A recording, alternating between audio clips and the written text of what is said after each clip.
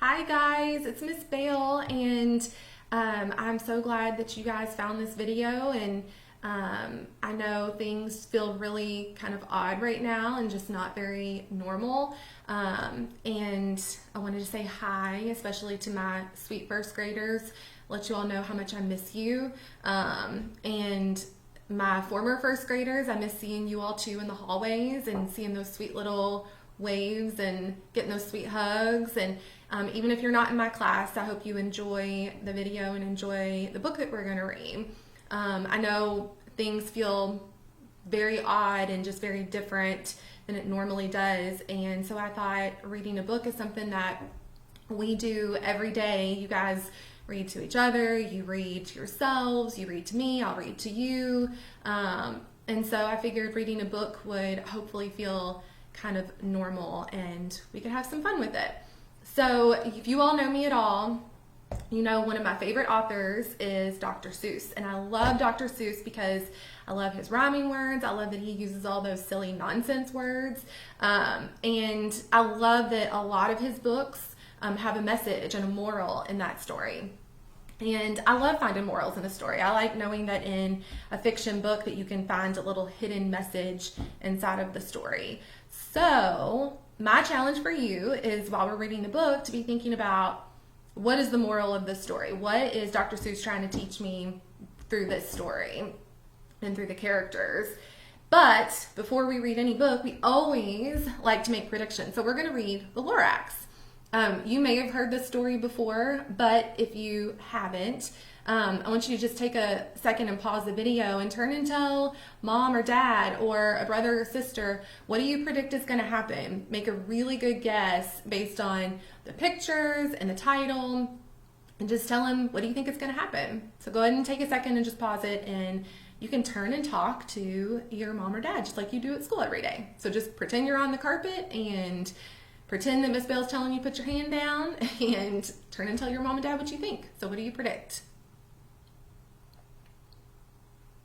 All right, so we'll see if your prediction comes right, or is correct, So let's read the Lorax. So the Lorax by Dr. Seuss. At the far end of town, where the grickle grass grows, and the wind smells slow and sour when it blows, and no birds ever sing, excepting old crows, is the street of the lifted Lorax. Looks really gloomy.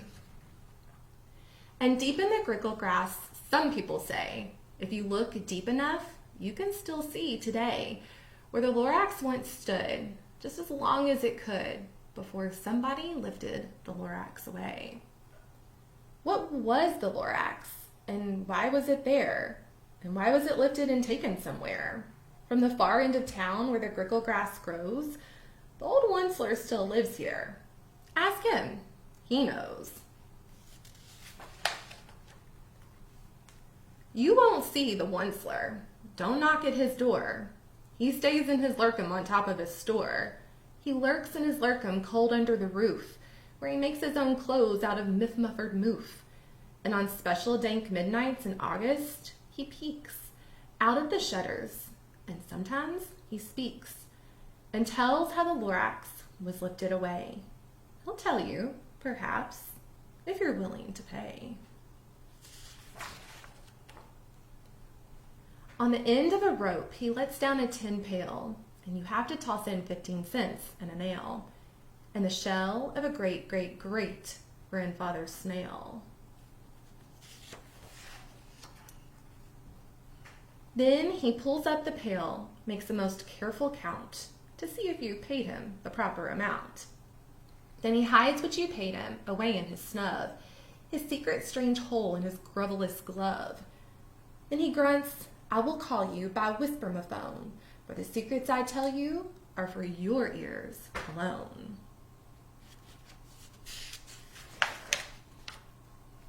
Swoop! Down slips the whisper-ma-phone to your ear, and the old Onceler's whispers are not very clear, since they have to come down through a snurgly hose, and he sounds as if he had smallish bees up his nose. Now I'll tell you, he says, with his teeth sounding gray, how the Lorax got lifted and taken away. It all started way back, such a long, long time back. So he's going to tell us the story about what happened with the Onceler and all of the trees. Way back in the days when the grass was still green, and the pond was still wet, and the clouds were still clean, and the song of the Swami Swans rang out in space. One morning, I came to this glorious place, and I first saw the trees, the truffula trees, the bright-colored tufts of the truffula trees, mile after mile in the fresh morning breeze. It looks a lot different. And under the trees, I saw brown barbaloots frisking about in their barbaloot suits as they played in the shade and ate truffula fruits. From the rippleless pond came the comfortable sound of the hummingfish humming while splashing around.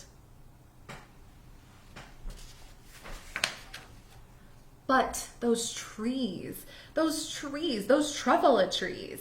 All my life I'd been searching for trees such as these.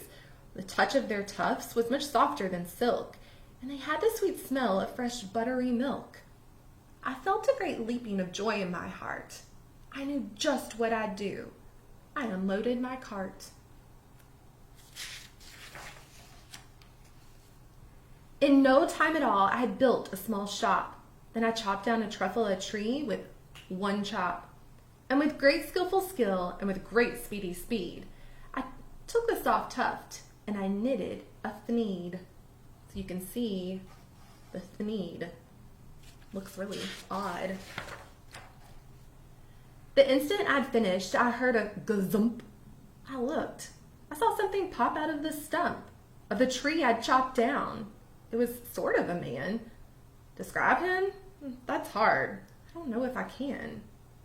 He was shortish and oldish and brownish and mossy, and he spoke with a voice that was sharpish and bossy. Mister, he said with a sawdusty sneeze, I am the Lorax. I speak for the trees.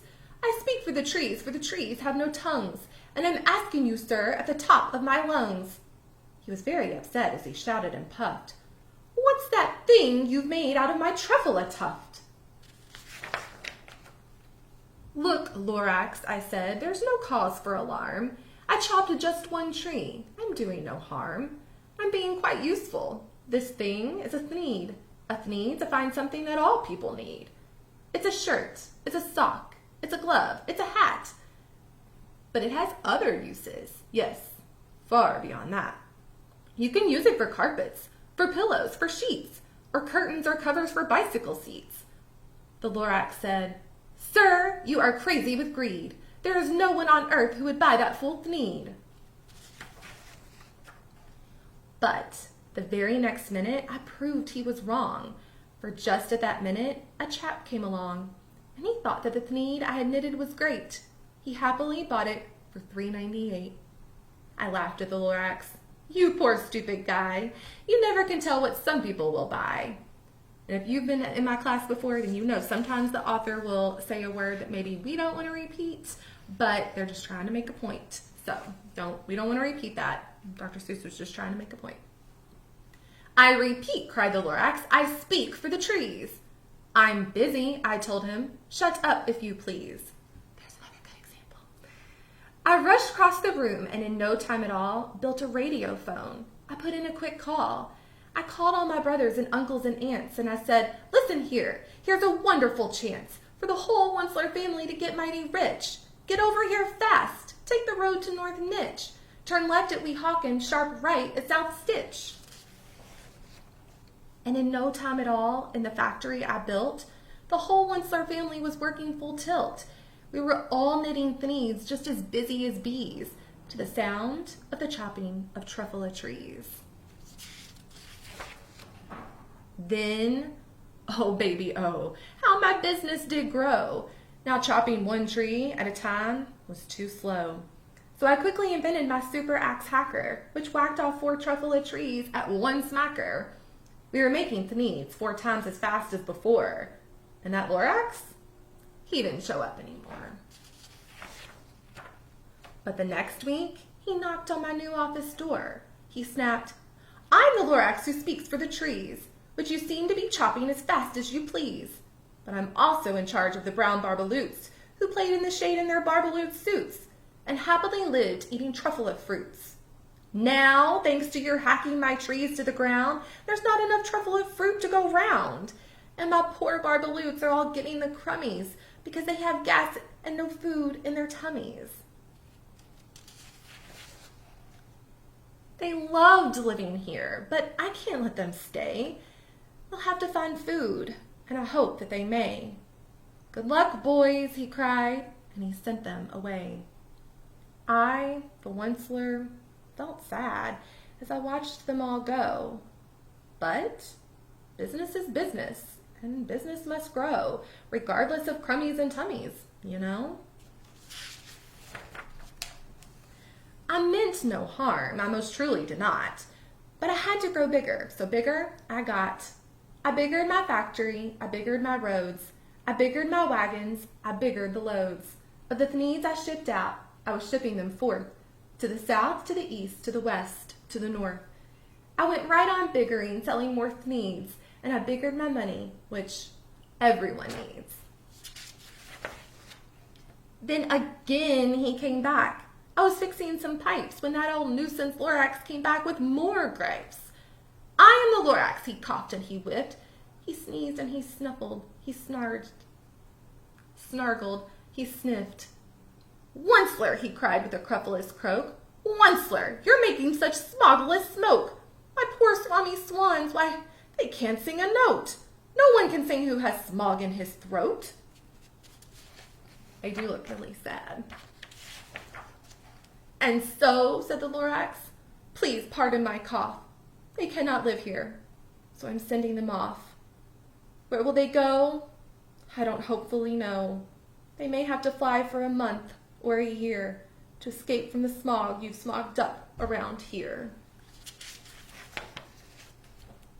"What's more," snapped the Lorax, his dander was up, "let me say a few words about gluppity glup. Your machinery chugs on day and night without stop, making gluppity glup and sloppity slop. And what do you do with this leftover goo? I'll show you, you dirty old Onceler man, you. You're glumping the pond where the humming fish hummed. No more can they hum, for their gills are all gummed. So I'm sending them off. Their future is dreary. They'll walk on their fins and they'll get woefully weary, in search of some water that isn't so smeary." And then I got mad. I got terribly mad. I yelled at the Lorax, "Now listen here, Dad. All you do is yap yap and say bad, bad, bad, bad. Well, I have my rights, sir, and I'm telling you, I intend to go on doing just what I do. And for your information, you Lorax, I'm figuring on biggering and biggering and biggering and biggering, turning more truffle trees into needs, which everyone needs." And at that very moment, we heard a loud whack. From outside in the fields came a sickening smack of an axe on a tree. Then he heard the tree fall, the very last truffle tree of them all. No more trees, no more needs, no more work to be done. So in no time, my uncles and aunts, everyone, all waved me goodbye. They jumped into my cars and drove away under the smoke-smuggered stars. Now all that was left beneath the bad-smelling sky was my big empty factory, the Lorax and I. The Lorax said nothing, just gave me a glance, just gave me a very sad, sad backward glance as he lifted himself by the seat of his pants. And I'll never forget the grim look on his face when he hoisted himself and took leave of this place through a hole in the smog without leaving a trace.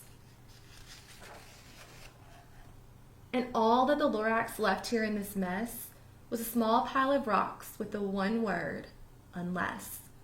Whatever that meant, well, I just couldn't guess. That was long, long ago, but each day since that day, I've sat here and worried away. Through the years, while my buildings have fallen apart, I've worried about it with all of my heart. But now, says the Onceler, now that you're here, the word of the Lorax seems perfectly clear. Unless someone like you cares a whole awful lot, nothing is going to get better. It's not. So, catch, calls the Onceler. He lets something fall. It's a truffula seed. It's the last one of all. You're in charge of the last of the truffula seeds. And truffula trees are what everyone needs. Plant a new truffula. Treat it with care. Give it clean water and feed it fresh air. Grow a forest. Protect it from axes that hack. Then the Lorax and all of his friends may come back. The end. I love that book. So I want you to take a second and pause the video and turn and tell somebody at home what you think the moral was of the story. So turn and talk to mom and dad.